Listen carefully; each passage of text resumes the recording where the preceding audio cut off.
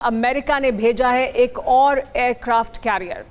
Iran जंग में भेजा गया है यूएसएस जॉर्ज बुश। तीसरा एयरक्राफ्ट कैरियर भी इसमें शामिल होगा युद्ध में। पहले से अब्राहम लिंकन और Gerald R Ford middle east में तैनात हैं।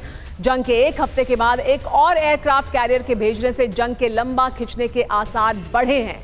ईरान ने अब तक 12 देशों पर हमले किए हैं और अब देखिए एक और तैनाती की जा रही है। ये तैनाती क्यों की जा रही है, इसे समझने की बहुत ज़रूरत है। पहले से यहाँ पर 2 डिस्ट्रॉयर मौजूद हैं। गेराल्ड आर फोर्ड भी यहाँ पर है, लिंकन भी यहाँ पर मौजूद है। डीके पांडे जी, ये जो एक और डिस्ट्रॉयर भेजा जा रहा है, इसके पीछे क्या रणनीति है? क्या जो ईरान कह रहा था कि हमने कोई नुकसान पहुंचा दिया है, वो इसके पीछे एक कारण है, या ये कि ये सफिशिएंट नहीं है, उन्हें और ताकत चाहिए, इस वजह से ये तीसरा एयरक्राफ्ट कैरियर यहाँ पर आ रहा है? इसके पीछे की वजह क्या है?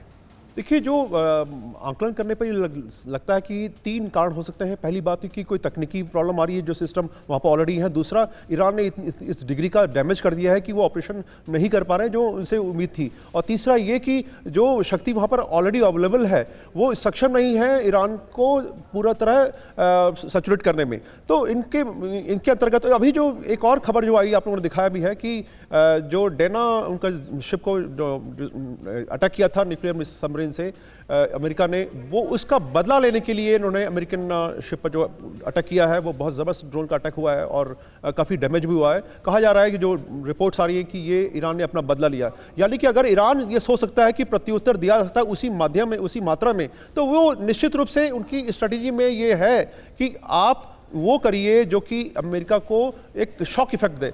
फौज में कहा जाता है कि युद्ध में कहा जाता है कि जब शॉक इफेक्ट देते हैं तो जो दुश्मन की स्ट्रेटजी है उसको चेंज करने पर आप मजबूर करते हैं। अब थार्ड के सिस्टम की जैसे मैं जिक्र करना चाहूँगा, जैसे थार्ड है, वो जितने भी ईरान के ड्रोन्स हैं या प्रोजेक्टाइल्स हैं वो जाकर मिडिल ईस्ट कंट्रीज़ में डैमेज करने में कामयाब हो रहे हैं। क्यों हो रहे हैं? क्योंकि जो थार्ड है वो उसमें से 4 थार्ड जो वहाँ पर डिप्लॉयड हैं उसमें से 3 को लगभग निष्क्रिय कर दिया गया है और बाकी जो 3 थार्ड है, टोटल 8 थार्ड है, जिसमें से कि 7 ऑपरेशनल है, 3 एक नहीं है, और 2 इजराइल में है और 1 गाम में है और 1 कोरिया में। तो ये जो थार्ड की प्रॉब्लम बताई जा रही है कि उनके पास जो AN/FPY-2 रडार्स है उसको उन्होंने, ईरान ने बहुत ही तरीके से डैमेज कर दिया है। अब ये डैमेज कैसे संभव हुआ? ये संभव हुआ चीन के इनपुट द्वारा। जो इस सैटेलाइट इमेजरी मिल रही है, जो इंटेलिजेंस मिल रहा है, सिचुएशनल अवेयरनेस बहुत अच्छी तरह से ईरान की जो है इंप्रूव पा रही है और उसके बेसिस पर वो अटैक कर पा रहा है। और ये सारे के सारे अटैक प्रिसाइज हो रहे हैं और प्रिसाइज होने के लिए जरूरी है कि जो आपके एग्जैक्ट लेटलॉन्ग जो लैटिट्यूड और लॉन्गिट्यूड है एग्जैक्ट मिले, यानी वो मिल पा रहा है। अमेरिका ने और इजराइल ने जो सोचा था, जो उनकी रणनीति थी, उसे उन्हें बदलना पड़ रहा है समय के साथ साथ। ईरान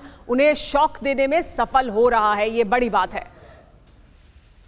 इस बीच एक और बड़ी जानकारी का भी रुख कर लेते हैं। ईरान का कई मिसाइलों से एक साथ प्रहार हुआ है। जिस तरीके से हमले किए जा रहे हैं, वहीं एक और धमाका कद्र, इमाद, खैबर मिसाइल से हमला किया गया है। और देखिए, हम इन मिसाइलों के बारे में चर्चा कर रहे थे, कैसे थार्ड सिस्टम को भेदते हुए ये मिसाइलें प्रहार कर रही हैं और थार्ड सिस्टम इन मिसाइलों को रोकने में नाकाम हो रहा है, क्योंकि दर्जन भर मिसाइल एक साथ दागी जा रही हैं। ईरान ने कई मिसाइलों का इस्तेमाल किया है एक साथ, इसमें कद्र, इमाद और खैबर मिसाइल से हमला किया गया है। इस पर भी चर्चा करेंगे, लेकिन पहले ये तस्वीरें देखिए। एक और बड़ी खबर ईरान के तेहरान पर, लेकिन हमले जारी हैं। विमान ईंधन डिपो पर बड़ा हमला किया गया है। देखिए, ये जो हमले किए जा रहे हैं तेहरान में, वो उन अहम ठिकानों पर किए जा रहे हैं जिससे ईरान की हमला करने की जो क्षमता है और शक्ति है उसे नुकसान पहुंचाया जा सके। विमान ईंधन डिपो पर हमला किया गया है क्योंकि ये कहा भी जा रहा था कि पहले उनकी जो नेवल शक्ति है उस पर हमला किया जाएगा, उसके बाद उनकी जो एयर पावर अगर जो भी मौजूद है उसको भी पूरी तरह से ख़त्म किया जाएगा। ऐसे में विमान ईंधन डिपो पर यह हमला किया गया है। तो जो एनर्जी इंफ्रास्ट्रक्चर मौजूद है ईरान के भीतर, उसे लगातार नुकसान पहुंचाया जा रहा है। मिसाइल लॉन्चर्स को तबाह किया जा रहा है। वो अहम ठिकाने जहां से नेतृत्व किया जाता है, जहां से फैसले लिए जा सकते हैं, उनको नुकसान पहुंचाया जा रहा है ताकि ईरान की शक्ति को कम किया जा सके।